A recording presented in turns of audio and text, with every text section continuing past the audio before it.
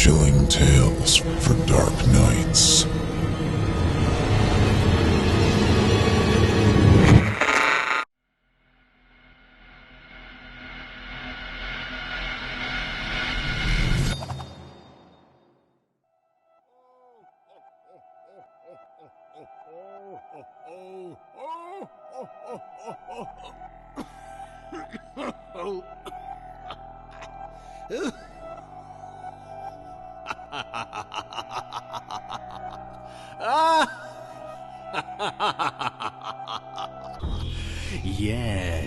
Yes, come one, come all to our matinee of madness, and partake in this theatre of the mind. Welcome to the Simply Scary Podcast, Season 1, Episode 18. I'm your Master of Ceremonies, G.M. Danielson.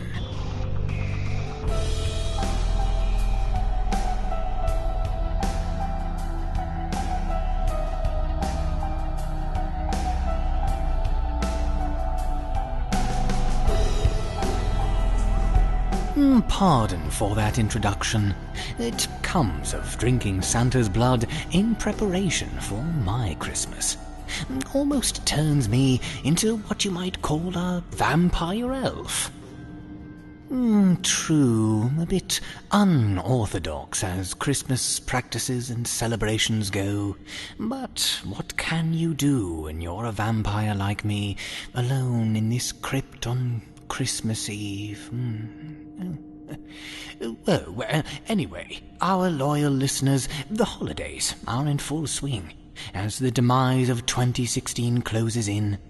As the stockings are hung, the Hanukkah candles are lit, and we practice the 7 principles of Kwanzaa, we all try to be a little less impatient and forgiving at this time of year. Even those who do not celebrate ritual December holidays seem to have a glow about them as the Gregorian calendar approaches 0 hour.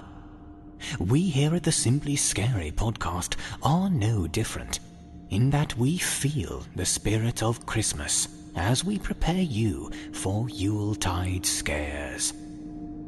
Yes, as if my transformation from Vampire Santa back into GM Danielson wasn't scary enough, we have even more scary in store for you.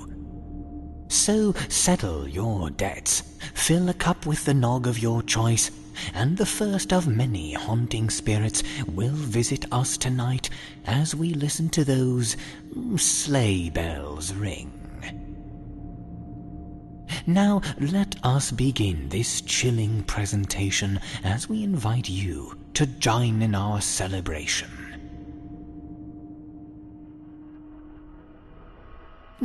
The first present under the tree we select for you is from our fearless leader himself, Craig Groshek. He has tweaked a well-known holiday standard to give it a simply scary update for our purposes. Gather round and hold each other tight, because there's a new Santa in town. Peter Bishop performs Craig Groshek's "'Twas the Night Before Krampus."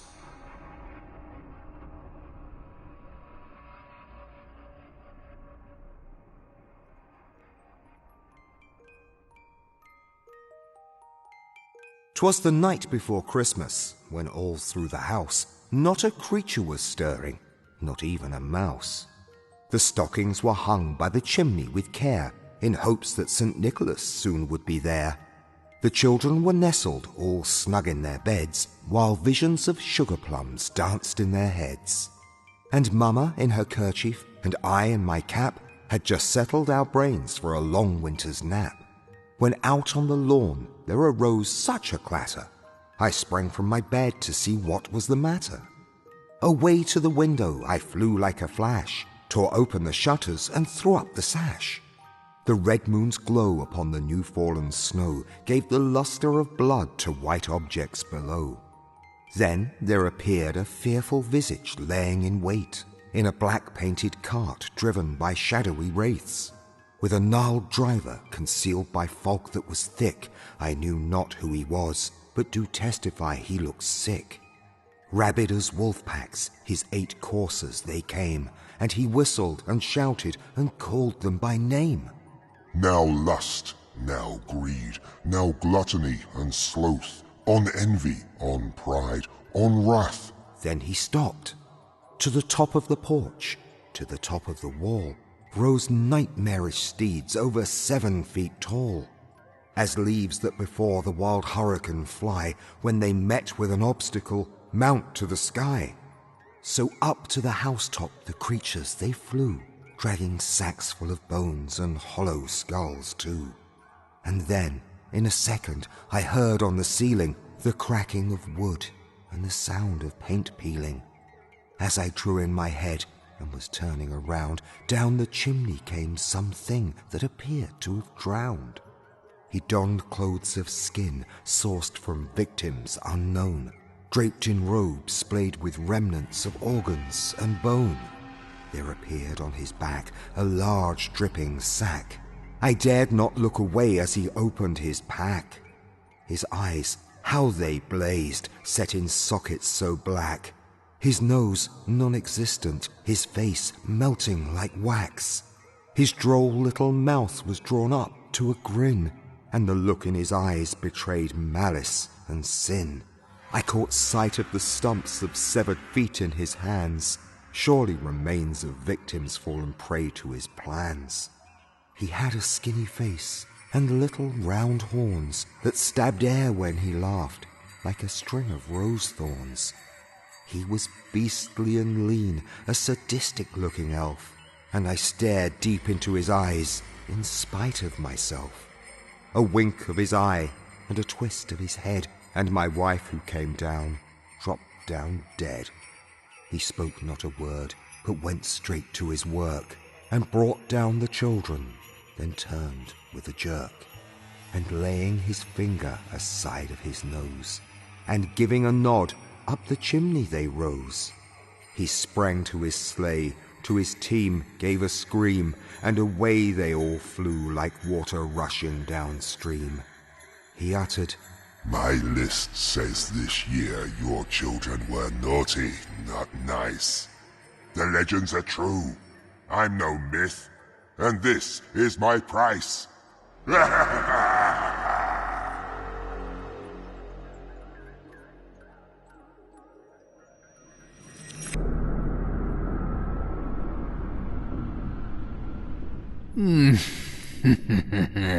That certainly devolved quickly. Looks like naughty children will be praying that all they get is a lump of coal in their stocking. While we chew on a slice of Grandma's blood fruitcake, we'll impart a holiday message sure to help you deck the halls with horror this season.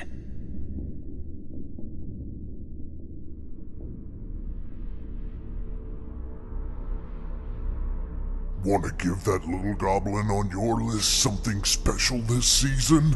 Chilling Tales for Dark Nights makes a wonderful gift. So go to chillingtalesfordarknights.com/store and give the gift of Chilling Tales this season. Turn off the lights and turn on the dark.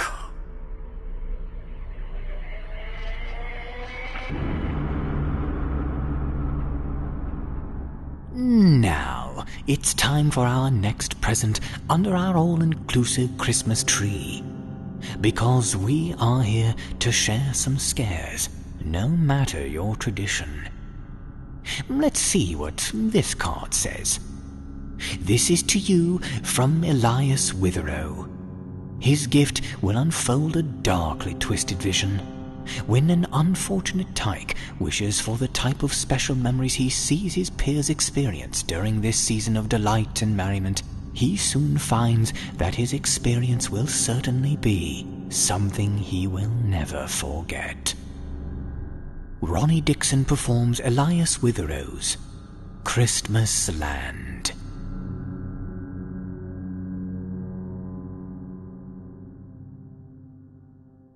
Christmas has always been a hard time for me. I've never felt the warmth of family coming together or the anticipation of opening gifts. I've never gone to midnight mass or experienced the thrill of sitting on Santa's lap and telling him what I want. I've never helped my mother make gingerbread cookies or gone caroling. But Christmas isn't hard because my life has lacked those holiday essentials. No. Instead, it's because of the memories that surround that annual celebration.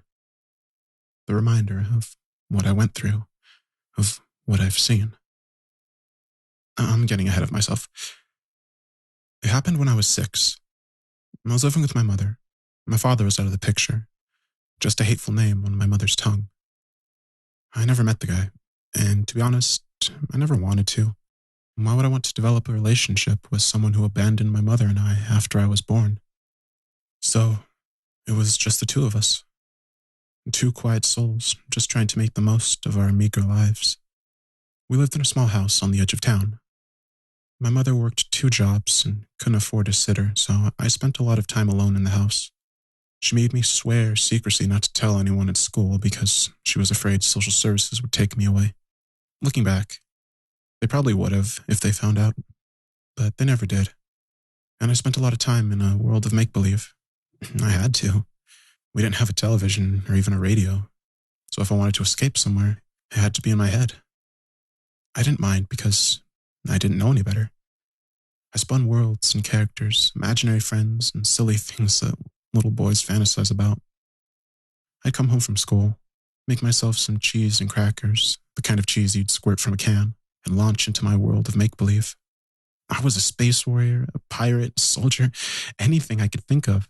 I'd run around the house fighting aliens or the enemy, shooting at them with imaginary guns or fighting them back with invisible swords. Eventually, the sun would set, and I would end up asleep in my room. My mother would come home around 10, check on me, kiss me on the cheek, and then rush back to her other job, which kept her busy until after 3 a.m. So you see, she didn't have a lot of time for me. She didn't have time to get us a Christmas tree or decorate our house or anything.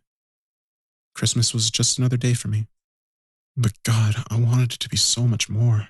I got so jealous listening to the kids at school talk about their presents, the sleigh ride they went on, their visit to Santa at the mall.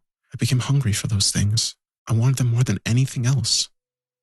I wanted to play in the snow and come rushing back inside to a cup of hot cocoa and listen to jingle bells while I warmed myself by the fire. It was all so festive, so magical. Now, I'm not telling you these things for you to pity me. I don't care about that. I'm telling you this so you understand why I did what I did and why I went to Christmas Land.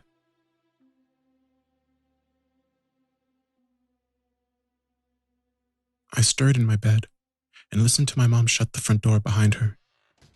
My cheek was still damp from her kiss, and I knew she had just left to go to her second job. I rubbed sleep from my eyes and bundled up in my covers.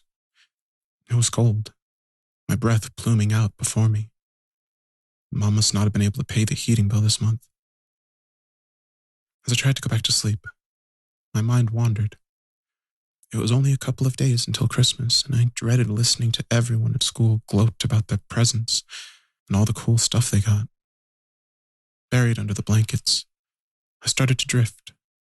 The house was silent and dark. My bedroom door opened to reveal the barren living room. Hey kid. The voice shattered the serenity like a hammer on glass, and my eyes shot open. My heart began to race in my chest, and I tried to determine if I had imagined the voice or not. Mom had just left. I was supposed to be alone. Psst. Hey kid. Come over here. I sat up, breathing fast. I hadn't imagined it that time. It was a male voice, low, deep, but inviting. It's okay. I just want to talk to you for a second.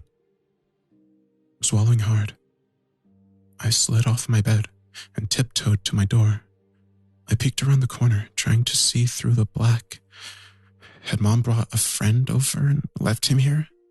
I thought about turning on the light, but for some reason, the thought scared me. What if I didn't want to see whoever was out there? What if it wasn't one of Mom's friends? Over here, by the fireplace.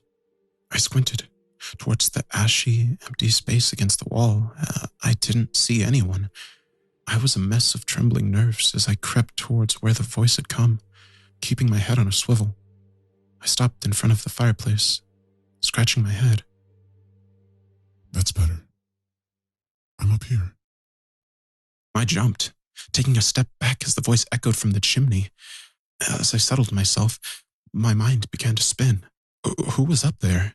And how had they gotten up there? The only person I knew who went down chimneys was Santa. Fear subsiding, I knelt down and cocked my head up under the fireplace to look up the chimney. Dangling from the darkness was a long, charred hand. It hung motionless, like a dead pendulum. Long fingers hung like silent chimes. The skin was as dark as soot. The hand was attached to an incredibly thin wrist that disappeared into the black. Hey, kid. The hand said from no visible orifice. I just stared at it, mouth dropping open. What the heck was this? How was the hand talking to me, and what was it doing in my house? You were pretty brave, not running away. The hand continued, still motionless in the air. Most kids see me and book it. Not you, though. You're a tough guy, huh? I shrugged, still not sure if I was awake and listening to a hand in my chimney. Well, let me cut to the chase. I heard you like Christmas. Is that true? I told the hand it was, still unmoving. The hand continued. Well, that's great, because I have a surprise for you. If you want, I can take you to a magical place called Christmasland. In Christmasland, it's always snowing, just like the North Pole. Not only that, there's also hundreds of dazzling Christmas trees like you've never seen. And Christmas lights all the way through the sky. Oh, they're beautiful. Christmasland is full of little boys and girls just like you. Doesn't that sound wonderful? Don't you want to see it? I shifted in my empty living room, curiosity pushing aside fear. That did sound good. That sounded like exactly what I wanted. As strange as the offer was, as bizarre a circumstance I found myself in, I felt pulled to comply. It was nagging in my head, a whisper behind the voice I heard. I bit my lip and thought about my mom. She wouldn't be home for a couple of hours. She didn't have to know. The hand swayed gently. I promise to have you back before your mom gets home. You want to see the lights, don't you? You want to play in the snow? That I did. And honestly, I was so desperate to experience Christmas that it didn't take much to convince me. I told the hand I would come, making it promise to take me back home before 3. It promised. Smiling hesitantly, I reached up and grabbed the hand, which was now opening its fingers. On contact, I felt something jolt through me like a quick blast of icy wind. I grabbed and I heard the hand whisper something to itself from the darkness. Take us. Before I could respond, the hand gripped mine and I was lifted off my feet in a rush. Darkness blasted around me and I squinted, my eyes watering. I could smell ash invade my nostrils, the chimney squeezing in tight around my shoulders. The hand never let go and we just kept soaring up and up and up. Up far too long. We should have reached the end of the chimney by now. And then I audibly gasped as the light exploded across my vision and heat rushed in and wrapped itself around me. I blinked, wind tearing my eyes. And I realized I was falling. I was falling fast, and the hand was nowhere to be seen. I started to scream, realizing I was falling towards the earth from high up, impossibly high up. And everything was wrong, all wrong. I expected to see my house, my neighborhood, a dark landscape below me, but what I fell towards was nothing like that. I fell towards charred earth and dusty mountains. I fell towards pits of fire and empty wasteland. I fell towards a mass of something wriggling and screaming. As terror poured from my mouth, hair slapped across my face, I saw that I was falling towards a massive net, dangling over the earth, filled with screaming children. When I registered what it was, I only had a second to cover my head before I smacked into them. My breath was crushed from my lungs, and I felt bones break under me as I made contact with the other kids. I felt my shoulders scream in pain. and I wriggled on top of the pile as hands reached for me, tried to pull me under, tried to get me off them. Faces stared at me, terrified. Tear-streaked faces, confusion and horror crashed together in my young mind like two trains on the same track. I didn't know where I was, what was happening, or what I'd just fallen into. I kicked at the hands grabbing at me, frantic to be free from their touch. There were hundreds of kids below me, most of them crushed and dead from the weight of those above. I rolled over and pressed my face against the mesh, looking below us. Blood dripped from the bottom of the net, and I could hear the slow grind of breaking bones in the air. And then the net began to move. I gripped it and pulled myself into a standing position, face pressed against the fibers, desperate to see where I was. The vision that awaited me still haunts me to this day. We were hanging above a vast plain of red earth. Foothills rolled below us, empty forests or foliage. Rock formations jutted from cuts in the dirt like emerging infections. Sharp angles and dangerous surfaces. Ash rained from a crimson sky, a constant curtain of never-ending flakes. It looked like snow. Walking across the expansive plains were dozens of towering, naked, sexless humans. They rose hundreds of feet in the air, all silent with eyes that looked glazed over as if they were asleep. They were rhythmic in their movement, order to their steps. They worked together, all across the horizon, bringing down nets and emptying them into colossal piles. Dozens and dozens of human mountains scattered across the horrific world. Bleeding cairns that screamed and howled in the wind. I watched in devastated horror as the children were emptied from the nets and tumbled down the piles, still fighting to get away. Even as they did, one of the enormous humans would come forward and kick them back, killing them in the process. When the piles were high enough, an enormous blazing rock was set at the top to begin a slow burn down the mountain of flesh. In a sick way, it reminded me of a star atop a Christmas tree, the orange and red stone lighting the pile with disturbing color. As it burned away the bodies, a thick black smoke wafted from the dead and rose up, high into the sky. My bloodshot eyes followed the dozens of plumes of smoke towards the heavens, and for a second time, my breath was robbed from my lungs.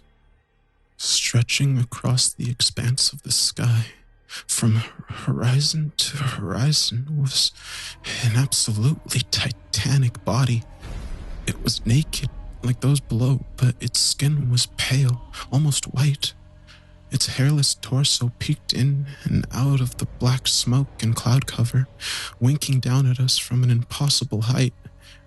Its head was bald, and its moon-sized eyes were closed and unmoving.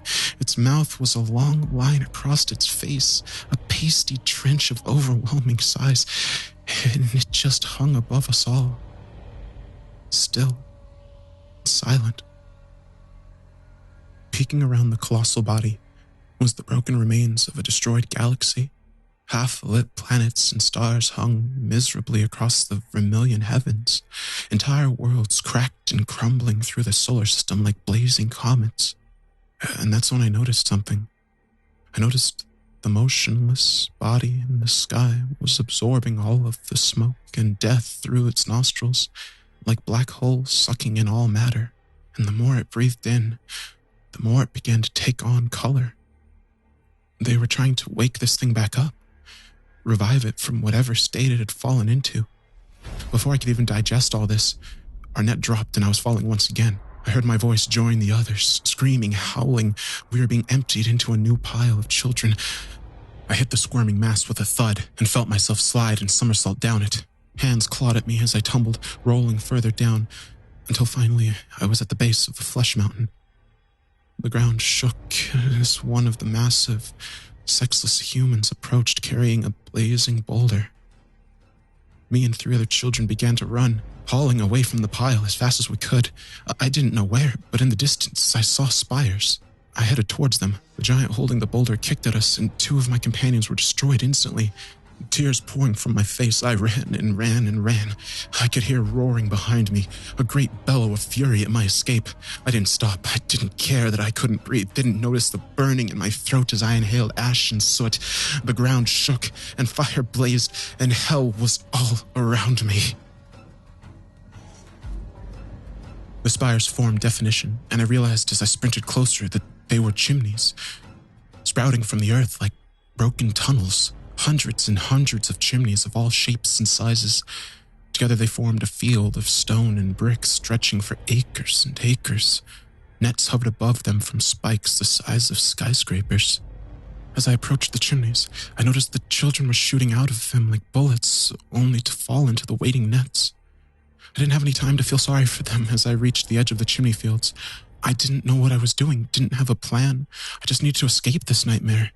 Tears rolling down my cheeks, I scrambled up the shortest chimney I could find, brick licking my skin and drawing blood. My ruined fingers dug into tiny holes and I pulled myself up, weeping, until I was sitting at the lip and looking down into empty darkness below. Sobbing, I said a prayer and took one last look behind me. The Titan in the sky had opened its eyes. Wind suddenly whipped across my face, and I was suddenly deafened by a great roar that shook the heavens.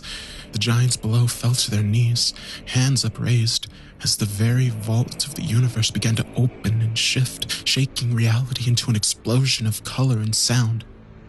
Gripping the top of the chimney, screaming into the gale, I rolled forward into the open jaws of darkness.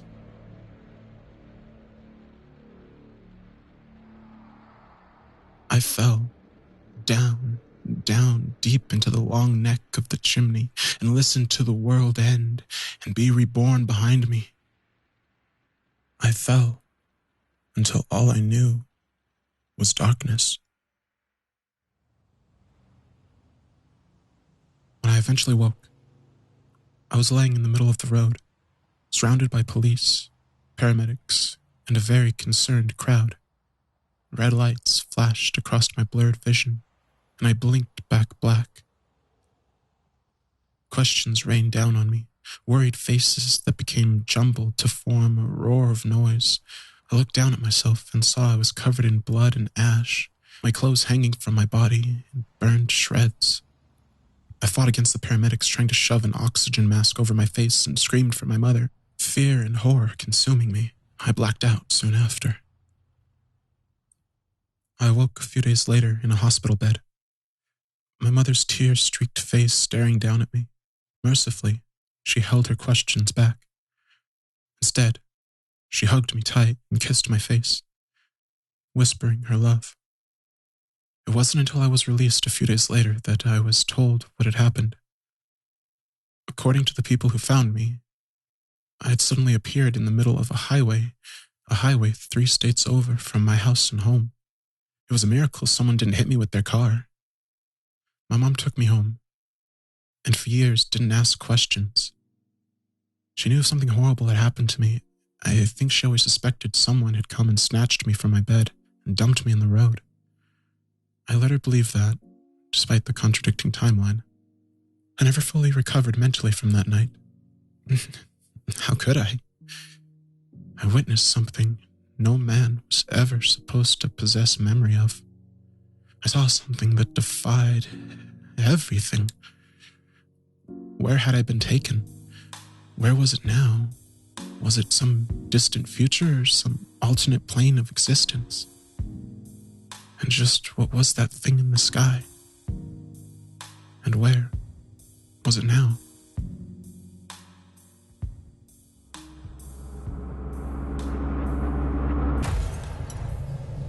If the thought of a large hulking man keeping a small race of humanoid workers isolated in a desolate, frozen wasteland to fulfill his annual quota of charitable gift-giving weren't frightening enough, certainly the thought of being exposed to the gigantic hanging ornaments of monstrous dream antagonists decorating those visions of sugar plums dancing in your head will push your fear meter up in full.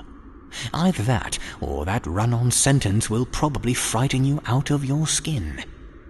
But don't go away, for when we return, we have a final unsettling gift from the world of the Simply Scary podcast under our rotting tree. And it is sure to fill your stockings with fright.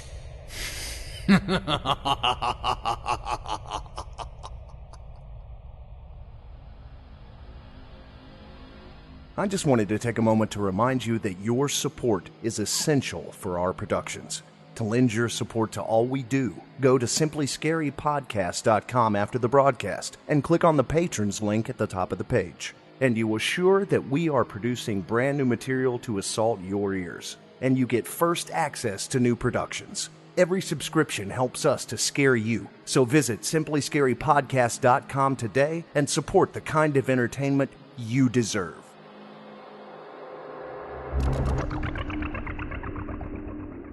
Our final present is just waiting to be unwrapped. And the card says this is from Thomas O. Wagner to you.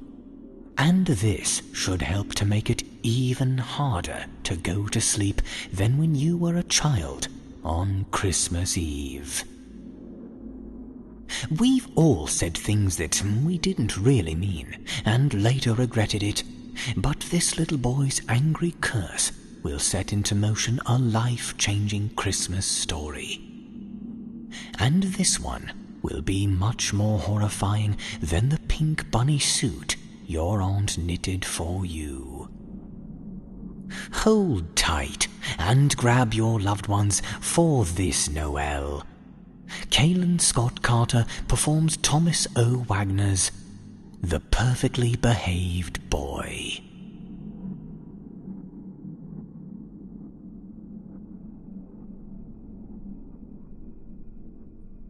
There once was a very well-behaved 8-year-old boy named Miles. He did all the things that good children are supposed to do, nearly all the time. He ate all his vegetables, unless they were carrots. He completed all of his school assignments, except for that one time he forgot to finish his homework. He was always nice to his friends, unless you count that one time when he yelled at his schoolmate Tony.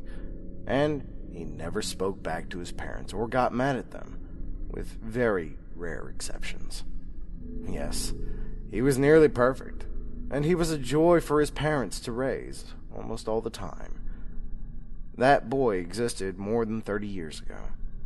And in a matter of speaking, he still exists. That boy? He's me, and he will always be part of who I am. I can remember every transgression I made as a child, not only because there were so few of them, but because they ended up shaping my life in a way you could never imagine. Of all my misdeeds, the one that stands out most vividly is the very last time I yelled at my parents. The funny thing is, even though I can remember being mad and I can remember every word I said, I don't recall exactly why I was upset. When I try to think of the reason, it's like looking at a blank sheet of paper in my mind. I can tell you that it wasn't anything that my adult self would find consequential, but I know it felt important at the time. It was 2 days before Christmas, and the words I spoke felt foreign as they came out of my mouth, probably because I'd never said anything quite like it before. "Go away! I don't want you to be here anymore! I don't want you to talk to me ever again!" I could see the hurt in my parents' eyes as I unleashed my tirade towards them. Even now, I'm surprised at what a profound effect the words from my 8-year-old self had on them.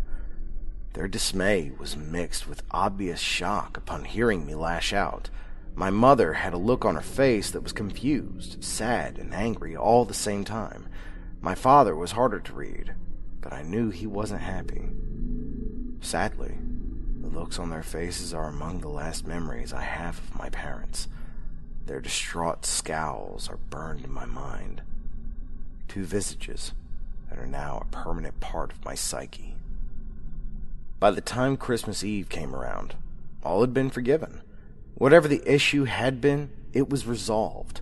My mother cooked a special ham dinner, and we had a roaring fire going. The house was warm and extra comfortable, and in the hours after dinner, I sat and sipped from a mug of hot cocoa with peppermint. I no longer believed in Santa Claus, but that didn't stop me from feeling a natural Yuletide excitement. I fell asleep that night staring at the dazzling lights and shining ornaments that clung to our Christmas tree. I vaguely remember my father carrying me to my bedroom and giving me a little kiss on my forehead. I awoke later that night to the feeling of someone poking their finger into my back. "Wake up, kid." It was a voice I'd never heard before. A man's voice, with a slight drawl. My eyes opened widely as I instinctively rolled out of bed in an outright panic. I fell to the floor and screamed for my father. I was trapped in a corner of my bedroom. I could see the man's silhouetted figure looming clearly in front of me.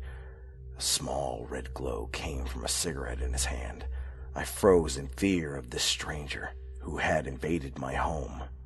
The man spoke to me again. "Quiet down. He can't hear you right now anyhow." He put his cigarette to his lips and inhaled deeply. As he did, his face illuminated by the red glow, and I could see his deep-set eyes, his dirty fingers, and his long black hair. "But kid, I can hear you. I can hear you better than anyone in ways you can't understand." He pointed at the side of his forehead as he spoke. I didn't reply, but even through my fear, I couldn't help but wonder who the man was. He nodded as if he knew exactly what I was thinking. "So, you'd like to know who I am? Well, I'm the guy who's tuned into your mind. I'm the guy that's been around for a long time, and most importantly, I'm the guy who gives kids what they ask for." He looked straight into my eyes, invading my mind and reading my thoughts. "No, kid, I ain't Santa." He was agitated. "You stupid. Do I really look like that overweight elf? No, man. I'm much better. I don't judge and I don't discriminate. I give kids what they ask for. The good kids and the bad kids." I finally found the courage to speak, even though he seemed to have no trouble answering my questions before I even asked them. I didn't ask for anything." My voice trembled as I spoke. "Sure you did. You wanted your parents to go away. I heard that loud and clear. Loud and clear. Not very nice of you. I'd say that makes you a bad little boy. But don't worry. Like I said, I don't discriminate." "But I don't want them to go away." He shook his head. "You said it. You meant it at the time. I heard it. I don't hear all the kids, just some of them. And I heard you loudest of all." Tears began streaming down my face, but their presence didn't seem to change the visitor's demeanor towards me. "Well, kid, I just wanted to meet you and see whose voice has been screaming in my head the past few days." He turned and started walking towards the door. "I gotta get started. It's time to give you your gift and get a gift for myself, too. Merry Christmas, kid." He flicked his cigarette into the corner of my bedroom as he passed through the doorway, repeating himself as he walked down the hallway in the direction of my parents' room. Merry Christmas. The door to my bedroom shut, even though the man himself had made no effort to close it. I screamed aloud for my mother and father. To this day, I still have no idea if they heard me. I wish I could tell you that I bravely ran out of my bedroom to warn them, but I just sat, huddled in a corner, crying and afraid.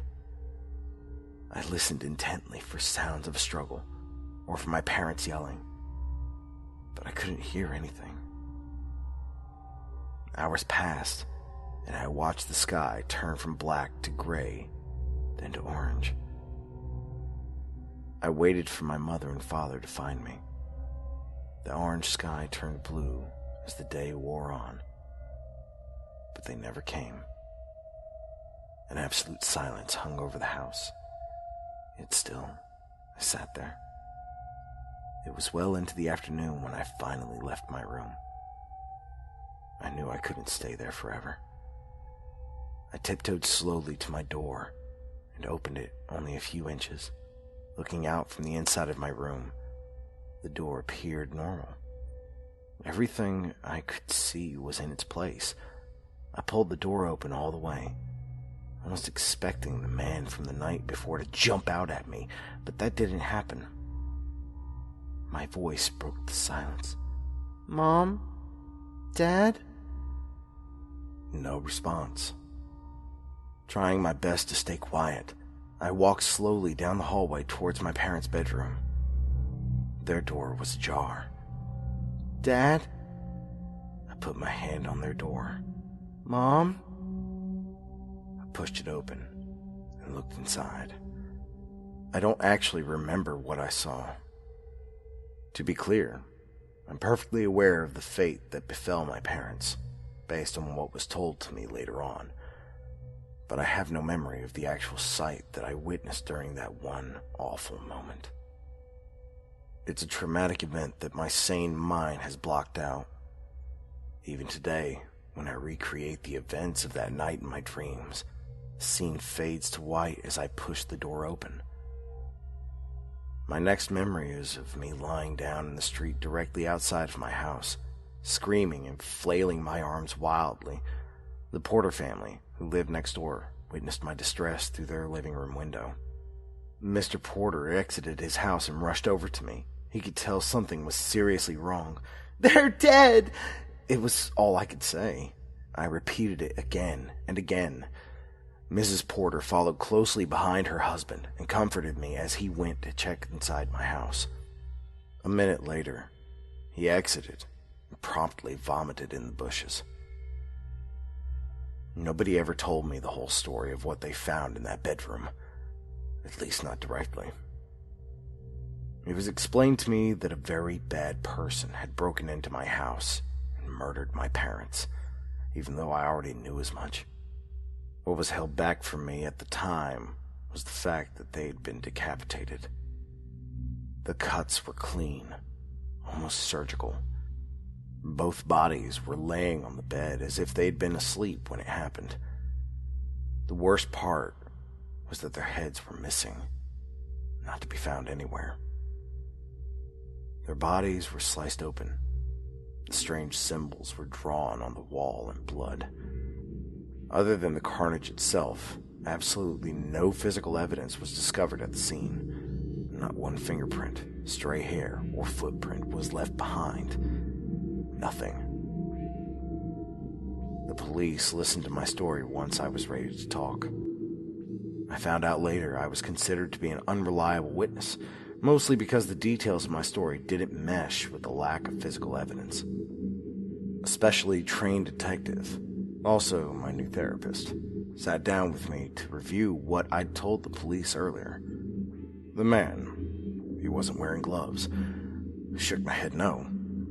I clearly remembered the cigarette in his hand, and there was no glove. And he threw the cigarette on the ground when he was done smoking it. I nodded yes.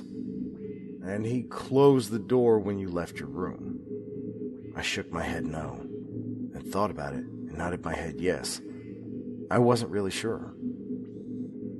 The detective took notes as I talked. He nodded his head pleasantly, but even then, I could see the strange look on his face when I told him that the man had read my thoughts. The one thing I never told the police was that 2 days before the murders, I'd asked my parents to be gone. The sketch artist came by afterwards. He started off by drawing some Smurfs for me. Then he slowly began working me up to the task of remembering what the murderer looked like. I appreciated his effort. When he was done, the picture looked somewhat like how I remembered the man, but not exactly. I was taken in by my mother's sister, Aunt Janine, and her husband, my Uncle Anton. As unlucky as I had been with the deaths of my parents, I have to say that I was nearly as lucky to have those two in my life. Other than my parents, they were probably the best people in the world who I could have lived with. Looking back at the events of my life, I have to say that today, I miss them every bit as much as I miss my parents. Janine worked as an office manager, but she took a leave of absence in the first few months after the murders so that she could be home to support me. Anton worked for a home security firm. He was the kind of man who always had a smile on his face, so much so that it would be impossible for a person to even imagine him angry. He made instant connections with people, and he had a confidence about him that made people want to seek his approval, whether consciously or unconsciously. Janine and Anton didn't have any children of their own, and they'd always been very generous towards me. I knew them well, so it was easy for me to slip into their lives. I put a huge effort into making sure that I gave them no trouble, and I asked them for nothing. My conversation with the murderer was never too far from my thoughts, and I could hear an amalgamation of his comments ring through my mind daily. I give kids what they ask for, the good kids and the bad kids. I didn't know what the good kids were given by this man, but I understood all too clearly what happened to the bad children. It was 2 months before I felt like I was ready to go back to school. Janine and Anton, and even the school administration, were very helpful and understanding throughout the whole process. My classmates welcomed me back with smiles and words of encouragement. It's often said that children can be cruel, but I think it's even more true that they can be sweet and supportive. I really can't emphasize enough how much returning to all my friends helped me along in the healing process. My anxiety began to ebb, and my therapist proclaimed that it was a major milestone for me.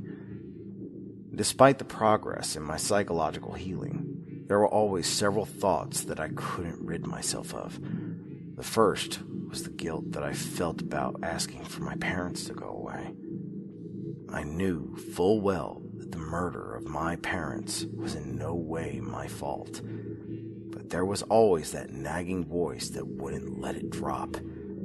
I'd ask for them to be taken away, and that's exactly what had happened. The second thought was that the murderer would return again the following Christmas. Initially, all the adults assured me that he would be arrested quickly. Then, when that didn't happen, I was promised that there was no way he could ever get his hands on me, and that I was safe. I made sure that I was never left alone, and when Janine went back to work, she only did so part-time, so that she could pick me up when school let out. I also had difficulty with the more unbelievable aspects of what happened that night. I tried to convince myself on a daily basis that the murderer was just a normal man, and that my memory of those fantastical elements was merely my own imagination betraying me. But just like the guilt I felt, the troubling thought that this man was more than just a man didn't subside entirely. For victims of trauma, anniversaries can often trigger symptoms like depression and fear. For me, Christmas was the anniversary of my worst memory. As the summer ended, Janine and Anton, along with my therapist, decided early on that Christmas wouldn't be celebrated in our household that year. Nobody felt that I'd be ready for it. And they were right. Since we knew that Christmas was going to be an ordinary day for us, Janine and Anton made sure to throw me a huge birthday party in October of that year, when I turned 9. It seemed like most of the community turned out. We had a bounce house, ponies, and even a magician. Everyone, including me, had a great day. It was probably the first time in 10 months that I'd grinned. Sure, there had been smiles up to that point, but I'm referring to the type of grin where your teeth show and the elation on your face can't be mistaken. Unfortunately, the joy of my birthday couldn't last forever. Inevitably, the signs of Christmas slowly started popping up not long after Halloween passed, and my anxiety started increasing.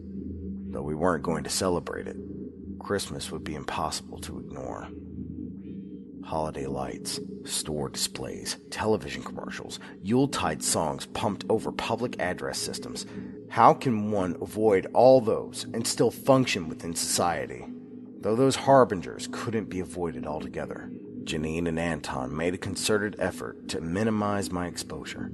Instead of letting me watch my TV shows, Anton taught me the game of chess, which we played nightly. For the most part, they avoided taking me to any stores and kept me home, or close by, as much as possible. Avoiding these triggers probably helped somewhat, but I still couldn't get rid of the tightening feeling in my chest that I felt every morning when I woke up. I managed to avoid any sort of breakdown until the 21st of December. Aunt Janine, because she was taking care of me, had herself been staying home an inordinate amount of time. Finally, after our 5th game of rummy in a row, she'd had enough. She tossed her cards aside. You know what, Miles? We've been cooped up too long. Let's get out of here. We'll go get ice cream. One little trip out won't hurt, right? I smiled in response. Okay. Ice cream sounded good, even in the middle of December. Aunt Janine, who was talkative by nature, kept the conversation flowing all the way to the ice cream shop. I suppose this was her attempt to keep my focus away from the lights and displays that we passed, and it worked too. Ask a kid questions about his favorite superheroes and he's going to get fairly preoccupied while he talks about them, even the quiet ones. We made it into the shop. I ordered a double scoop of chocolate fudge brownie. We sat down and ate our treats, with Aunt Janine still engaging me in conversation. Just for a brief moment, a nearby toy store's glittering Christmas display caught my eye through the window. They had a life-size poster plastered in their display window. It was a picture of Santa upon a rooftop, poised in a position as if he were just about ready to climb down the chimney. Blazing Christmas lights surrounded the display, and large words spilled out. What do you want for Christmas? I tried to turn away, but the colorful lights clouded my vision, enlarging in their scope until they all combined, finally creating a great white light. Miles? Miles? My aunt's voice was becoming more and more urgent. I suddenly realized she'd been calling my name for several moments. The cup of ice cream dropped from my hand. I just want them back. At that moment, the tears flowed freely. I could think of nothing else. I was hysterical. Aunt Janine quickly came to my side of the table. Oh my God, Miles, I'm so sorry. She grabbed me and hugged me tightly. I reciprocated, holding on to her as firmly as I could. This was a bad idea. I'm so sorry, sweetie. I'm sorry I brought you out. That was stupid of me. I'm so sorry I missed them too. It took at least 15 minutes for Aunt Janine to calm me to the point where we could leave the shop. We left our unfinished ice creams behind. No other incidents happened in the next couple of days, and my interactions with Anton and Janine helped distract me. Finally, it was Christmas Eve. I was quiet all day long, even more so than usual. Anton noticed and had a talk with me after dinner. You okay, buddy? I nodded my head yes. Despite my assurance that I was okay, he could tell I wasn't. He knew almost exactly what was on my mind. Come here, Miles. Let me show you a few things. I followed him to the living room window where he moved the curtains aside. See these windows? He slapped his hand on the pane to show me how solid it was. This is the strongest window that they make for residences. My company installed these. They're unbreakable, and there's no way someone can open them from outside. I stared at the window, while on the other side, blackness enveloped the house. He took me over to the door. See how strong this is? It would take a tank to knock this door down. The back door, too, and there's no way in. He led me over to the alarm control panel that was on the wall. This is the best system that they make. I installed it myself. He kneeled down to my level. Miles, you're safe here. Nobody, and I mean nobody, can get in here unless we let them in. He glanced to the side with his eyes. And don't tell your aunt I showed you this. He moved his coat aside so that I could see the holstered pistol he was wearing. Just some added protection, but I won't even need this. I nodded, feeling a little bit safer, but not completely. I still worried, not only for myself, but for Janine and Anton as well. Bedtime approached, and Aunt Janine, with the insight usually reserved for long-time mothers, knew the one thing that might make the night a little easier for me. Miles, do you want to sleep in our room tonight? She asked. Yes. I smiled and nodded at the invitation. We would all be able to look out for each other. They'd protect me, and I'd be able to warn them if someone came in. They put the soft blankets on the ground for me, right next to their bed. It was in a nice protected spot in the large gap between the bed and the wall. I couldn't fall asleep for several hours, but I could hear both Janine and Anton begin their nightly slumbers. Their breathing became rhythmic and almost melodic. I listened intently for any noises that might have been out of the ordinary, but nothing abnormal sounded out. There was a clock ticking somewhere in the house, and the occasional car passed by outside. Finally, my weariness overpowered my uneasiness, and I began my night's sleep. The dream I had that night was unlike any other I'd had before. I was in what appeared to be a large garage, the type where mechanics worked on cars. All around me, automotive parts were spread out along the ground, tires were stacked up, and an old rusted chassis filled the center of the room. Grime dripped from the walls. The area was lit by a single overhead lamp. I instantly knew I was dreaming, even though it was the first time I'd experienced a lucid dream. From the corner of the garage, I heard metal clanking. I turned around to face the sound, and out of the darkness, the man who'd taken the lives of my parents emerged. He spit some phlegm onto the ground and wiped his mouth before addressing me. "Hey, kid. Don't worry. I ain't gonna hurt you. I'd like to, though. I'd really like to be able to shut you up, but it don't work that way." Despite my grimy surroundings, and perhaps because it was just a dream, this didn't feel like a place of anger or fear. Unlike the year before, I was able to find my voice right away. Why do you want to shut me up? I hardly ever even speak. When you consider some of the other obvious questions, I know it may sound strange that I chose to open with that. Who was this man? And why did he take interest in me?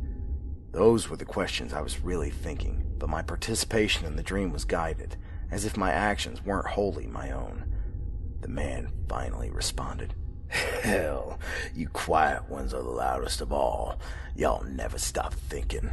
Thought after thought. You kids can't ever just shut your brains off. Give me just one loud mouth. Those kids never think about anything. Tell you what, if it was up to me, I'd just rip your heads off and be done with it. But like I said, it don't work that way. I ain't allowed to hurt a child." I looked around and came to a slow realization. This isn't my dream, is it? That's a stupid question. You ever dreamed of a place like this? Of course not. This is my dream, kid. I'm parked right outside your house. I just wanted to take a moment to peek in on you. My fear of this man, which had been otherwise controlled to this point, slowly began creeping back. He saw the look of despair spread across my face. "Have you been a good boy this year?" He gave a little chuckle. "Actually, yes, you have been. Do you remember what I said last time? I give kids what they ask for, the good ones and the bad ones." I shook my head. I didn't ask for anything. I spoke with a confidence that I didn't really feel. "Sure you did. You kids always asking for something. And don't you worry now, 'cause you're gonna get it." The room and the man began to fade away. "See you next year, kid. I get the feeling you and I are gonna be part of each other's lives for a long time." Those were the last words I heard. Pure whiteness consumed me, and then I slept peacefully. My eyes opened. Outside the window, I could see the gray sky that signaled the approaching dawn. The house was eerily quiet. Too quiet. I stayed fixed in my room, on the floor, listening for signs of life from my aunt and uncle, but I could only hear my own heartbeat. I wanted to sit up and look over to them, but I was afraid of what I'd find. The dream had felt so real, I wasn't sure what to think. I continued to listen. "Please," I whispered to myself, "let me hear them breathe." Several minutes passed. I still heard nothing. Tears began streaming down my face, and my pillow became wet. I knew deep inside that eventually I would have to look and see if they were okay. I couldn't lie on the floor all day, but my gut instinct told me that I didn't want to witness what was up there.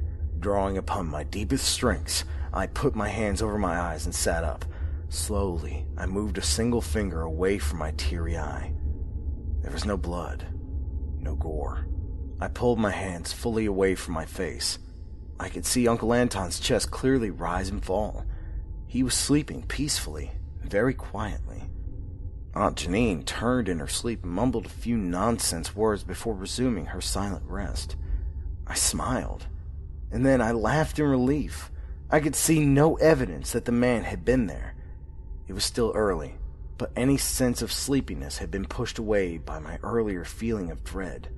I stood up and walked over to the mirrored closet door. I looked at my red eyes and wiped them dry, while behind me I could see the reflection of my aunt and uncle sleeping soundly. There was no need to wake them. I left the room with the intent of getting something to eat, most likely a bowl of cereal. I walked down the hallway and passed by the alarm panel on the wall. All the lights were green, the doors, the windows, they were all secure. Nobody could have gotten in. Now, fully relaxed, I passed through the living room on my way to the dining area. That's when I saw it, sitting right on top of the dining room table. I froze in place and looked all around to see if there was anything else out of place, but everything else was as it should have been. I turned again to the table and stared at the beautifully wrapped gift box that definitely hadn't been there the night before. It was a large box, maybe about 18 inches square. The wrapping paper that covered it was bright red with sparkles all over it. A pretty green bow covered the top. My aunt and uncle had agreed that we wouldn't be celebrating Christmas that year, yet there sat a gift box atop the dining room table. I wondered if they'd changed their minds. I walked slowly towards the gift. Step by step, I stood up on one of the dining room chairs so that I could see the top of the gift. Whoever had wrapped it had taken their time. The box's lid was wrapped separately from the box itself. I lifted it up, and then I peered inside. There was no fade to white for me that time. No. I saw exactly what was in the box, and simultaneously, 3 truths occurred to me. The first truth was that the man had been in my house. Despite all the security measures, he'd gotten in and out without raising a single alarm. The second truth was that the man had been right. I'd asked for something without even realizing it. The third truth was the sinking acceptance that his visits would be an annual occurrence. I stood there on the chair, staring into my parents' dried-out eyes, which were still in their decapitated heads, which were both in the box. I'd said I'd wanted them back, and the man, however he did it, had heard me and granted my wish in a manner of benefiting his evil ways. The ultimate truth that I learned from that day was that there could be no mess-ups with my behavior, and I could want for nothing. I was being constantly watched, and my mind was being continuously invaded. Bad actions would be severely punished, and even good behavior would lead to its own sick and twisted reward. And that's the story of how a very well-behaved boy became the perfectly behaved boy. And as a perfectly behaved boy, all my desires had to be held in check. Emotionally speaking, I had to become less than human, so that the visitor would have no fuel for the wicked game he played. Of course, nobody is truly perfect. There were slip-ups throughout the following years, times when I inadvertently made a wish or asked for something. Those slip-ups were very costly to me, but I don't care to recount the full extent of them here. I think I've given enough of myself for tonight. I'm weary and beaten, but what I will tell you is that after 30 years, I'm no longer afraid to finally say that I want the painful memories to go away. I don't want them anymore. I even said it out loud. I want the memories to be gone. It's cold outside right now, and it's getting late. I think I'll make myself a cup of hot cocoa with some peppermint before turning in. That will make me happy. For the first time in ages, I'm calm and at peace. Looking out the window, I could see all the pretty lights on the eaves of the houses. I don't think I ever really had the chance to appreciate just how festive they make everything look. For a long time, I just didn't care. But now, I'm going to take a few minutes to enjoy them while I can. Good night, everyone, and Merry Christmas.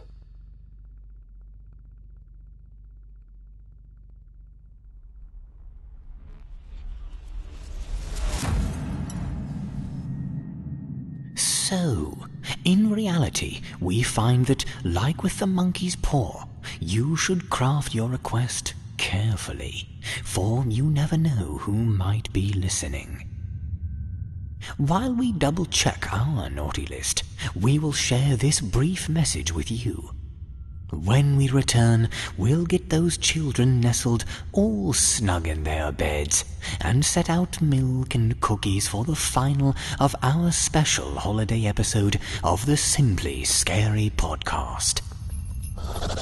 No, Rudolph. No carrots for you. Back outside, or we will get Dancer to chew on your skeletal carcass. Out.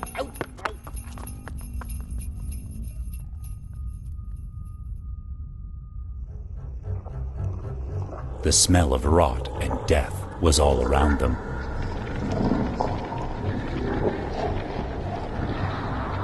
Snapping jaws and misshapen claws digging into their hut. When they opened their eyes, they saw how their bodies had changed overnight into something grotesque. Lauro and Eurosa, two fairy sisters, woke up to the sound of screaming.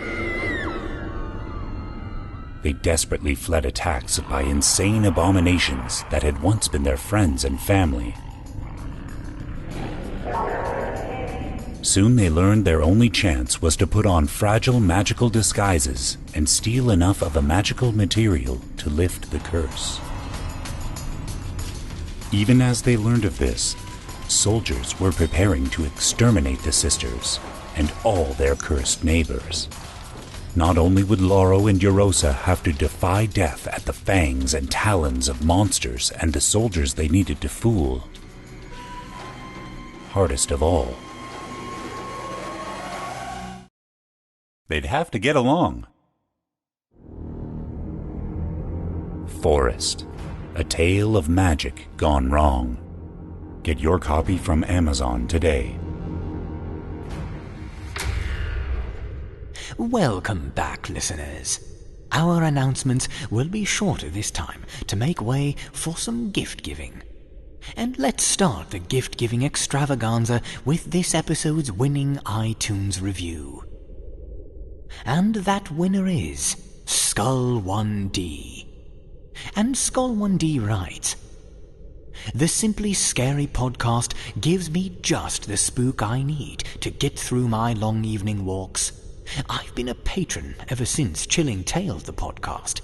My favorite live reads involve Jesse Cornett torturing interns. It is hard to find good help nowadays." Thank you, Skull1D, for leaving us that feedback. A truly lovely screen name, and Jesse and I certainly love torturing those interns. But we will need you to send a screenshot of your iTunes account page with your name and review pictured to contact@simplyscarypodcast.com. We can make your walks even more enjoyable or terrible when you tune in to Walking in the Dark, starring our resident master storyteller, Otis Gyrie. Join him each week for a new adventure as he guides you through a journey full of fret.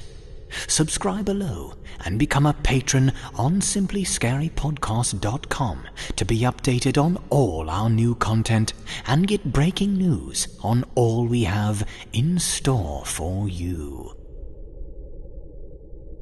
Well, Archibald and Jesse, we have succeeded in stoking the fears for a long winter's nap. Wait, Jim. The other half and I wanted to get you a little something to kind of make up for, the whole stabby incident with Terrence the intern. Right. Oops. So we put our heads together and we got you this. Oh my. A new intern? I don't know what to say. Oh, thank you so much, Archie. It's a wonderful gift and just what I needed. Oh, man. Oh, hey, mister, please help me. I answered their ad at Craigslist for the 1979 AMC Pacer in fair condition for sale, and when I showed up, they knocked me out and put me in this burlap sack. Oh, well, I'm back in the sack for you. Well, fellas, thank you for your thoughtful gift. All is forgiven, and I got you a little something myself. Here you go.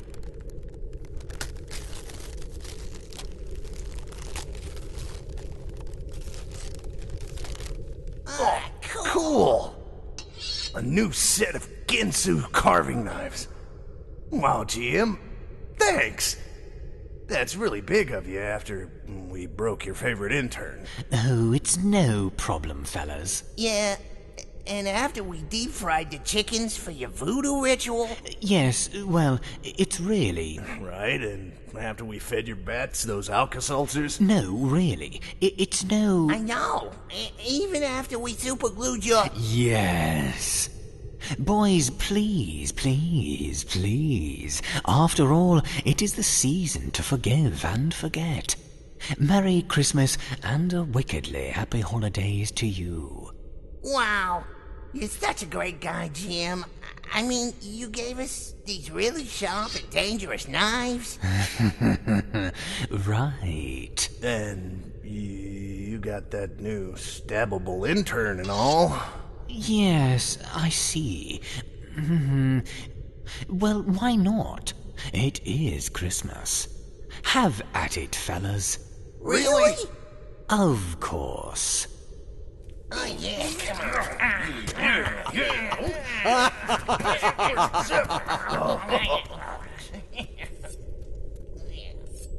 Wow.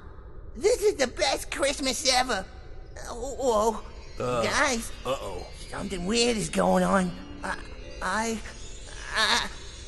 think I'm feeling the Christmas spirit. Oh, God. Here we go again.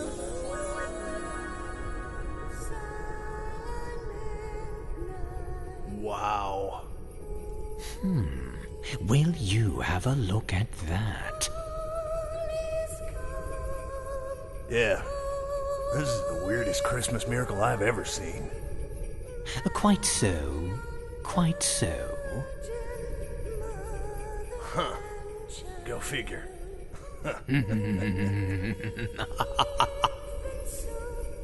This is G.M. Danielson. And the other half. And me, Archie Carlisle. Thanking you for joining us for this broadcast. We may come from different backgrounds. And we may celebrate different traditions. And though some of us may not be with the ones we love, there will always be a place for you here with us, in my castle, tucked away in the dark basement that is the Chilling Tales Studios. So join us next time when we show you there is nothing simple about being scared. Unless, of course, it is the Simply Scary Podcast. Merry Christmas, everybody, and have a safe, healthy, and prosperous New Year.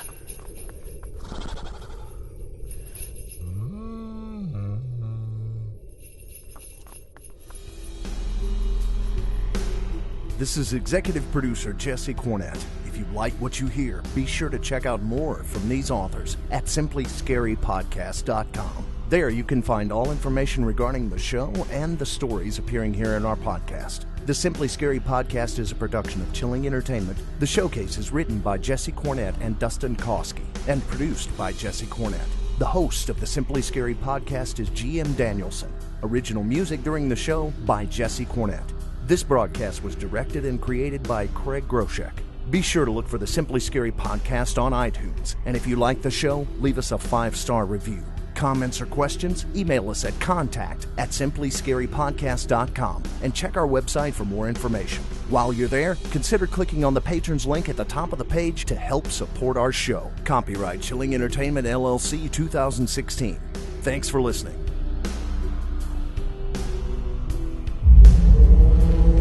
Chilling tales for dark nights.